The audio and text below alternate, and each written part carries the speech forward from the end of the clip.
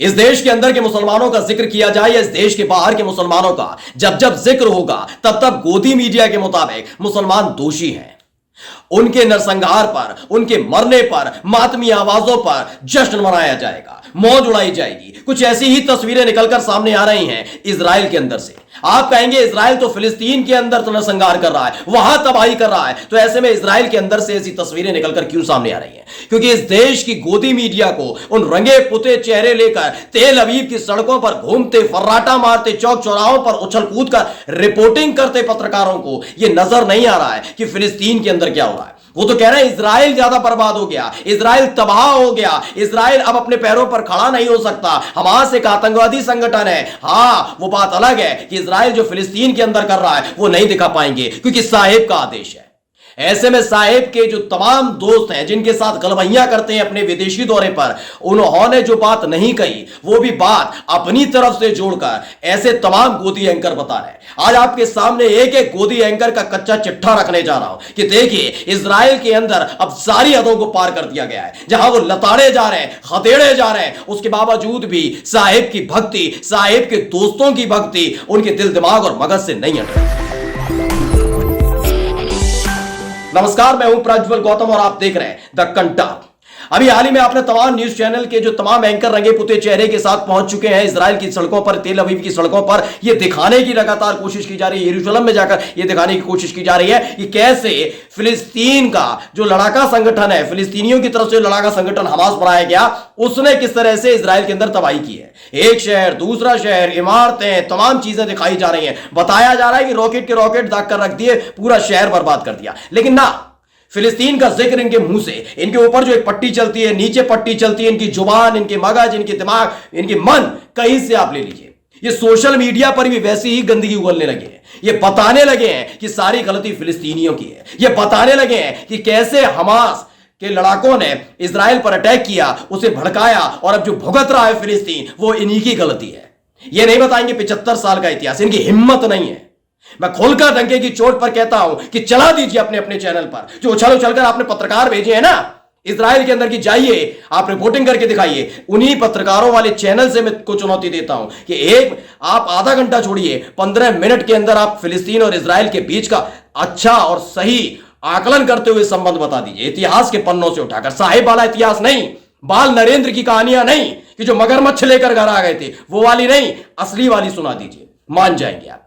दरअसल अभी हाल में आपको याद होगा कि किस तरह से इजराइल ने पलटवार किया और फिलिस्तीन में कई जो शहर है, मतलब जो पूरा इलाका है, कई पूरे इलाके पर काफी बमबारी हुई है। ये कहां से आया बम? अमेरिका से आया था। अमेरिका ने काफी तादाद में मिसाइल, बम, गोला बारूद, तमाम चीजें भेजी जिसका इस्तेमाल इजराइल लगातार फिलिस्तीन के अंदर कर रहा है। अगर आपको लगता है वो हमास के ठिकानों पर हमला कर रहा है तो आप पूरी तरह से गलत है, या फिर आप मासूम है।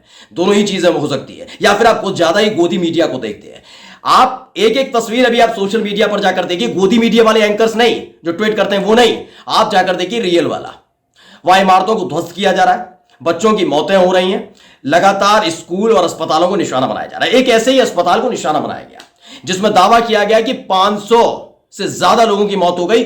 उस अस्पताल के अंदर वो फिलिस्तीनी भर्ती थे जो लगातार इजराइल की तरफ से हुए अटैक की वजह से घायल हुए थे और उस अस्पताल में इनका इलाज चल रहा था। उस अस्पताल के अंदर इनका इलाज चल रहा था, तभी इजराइल की तरफ से फिलिस्तीन पर हमला किया गया, मिसाइल अटैक किया गया, जिसकी वजह से पूरा अस्पताल खत्म हो गया, जिसमें कम से कम 500, जिसमें डॉक्टर भी थे, वहां की नर्स भी थी, मतलब कर्मचारी भी थे और मरीज भी थे जो इजराइल के अटैक में घायल हुए थे, उनका इलाज चल रहा था, वो भी उसमें मर गए। यानी नरसंहार जबरदस्त तरीके से 500 लोगों की मौत हुई। वो बात रह गई कि उसका खुलासा खुद इजराइल के जो प्रवक्ता है उन्होंने कर दिया था कि हमारी तरफ से हमला हुआ, लेकिन जब पता लगा कि ये बातें नहीं कहनी थी तो तुरंत ही वो डिलीट करके भाग गए।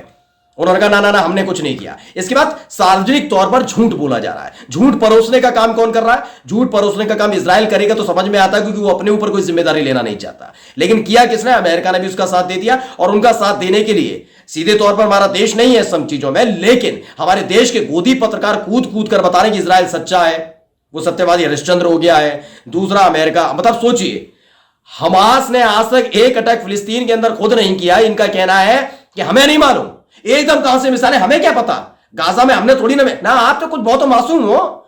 इजराइल वाले तो बहुत मासूम है ना, और सबसे मासूम है गोदी एंकर जो उछल कूद प्रतियोगिता का आयोजन कर रहे हैं तेल अवीव की सड़कों पर, झूठ परोस रहे सबके सामने।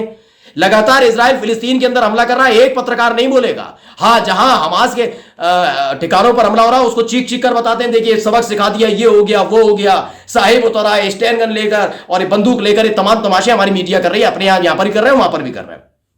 इन सब के बीच क्या है, जो इजराइल ने किया उसकी करतूत सबके सामने आ चुकी थी, ये कितना ही छुपाने की कोशिश की। इस सब के बीच एक प्रेसिडेंट बाइडेन ने एक ट्वीट किया है, वो ट्वीट मैं बाद में आपको दिखाऊंगा, लेकिन हमारे देश की एक बड़ी पत्रकार है, उन्होंने उस ट्वीट को किस तरीके से समझाया है वो समझने की जरूरत है।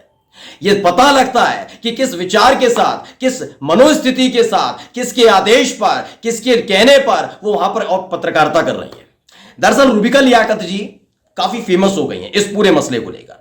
जिस तरह से वो इस समय इजराइल की गलियों में घूम घूम कर इजराइल की तबाही दिखा रही है, वो पता लगे फिलिस्तीनियों से उनका लेना देना कुछ नहीं है, फिलिस्तीन मरते हैं तो मरने दीजिए वाली टाइप हो गया है। अगर ऐसा नहीं है तो अभी तक फिलिस्तीन के बारे में कुछ ऐसा क्यों नहीं कहा गया, वीडियोस के माध्यम से बताना चाहिए था।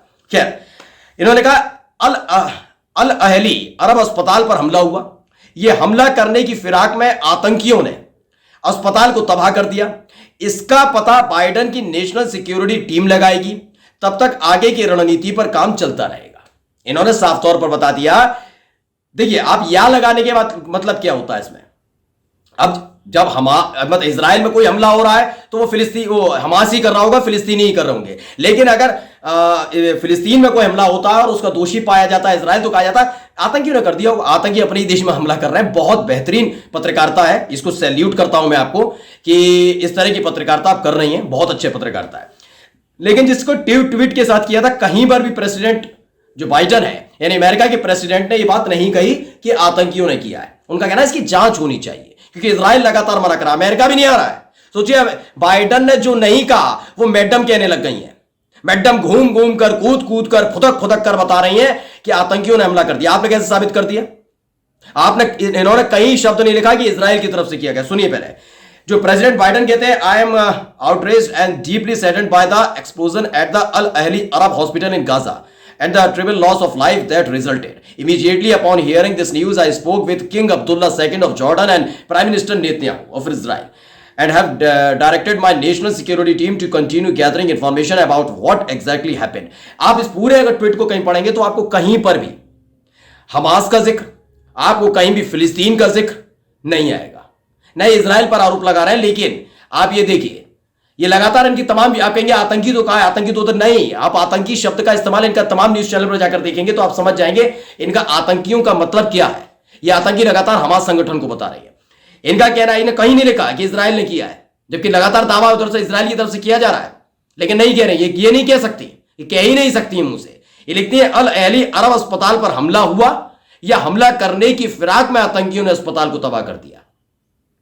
सोचिए, हमला करने की फिराक में आतंकियों ने अस्पताल को तबाह कर दिया। भी तो कह सकती हैं कि अल अहली अरब अस्पताल पर इजराइल ने हमला किया, लेकिन बोल देंगी ना तो साहिब नाराज हो जाएंगे, भक्ति कमजोर पड़ जाएगी। इसलिए इनकी हिम्मत नहीं है बोल पाने की। इनका चाल, चरित्र, चेहरा इजराइल और तेल अवीव के अंदर खुलकर सामने आ रहा है। नमस्कार।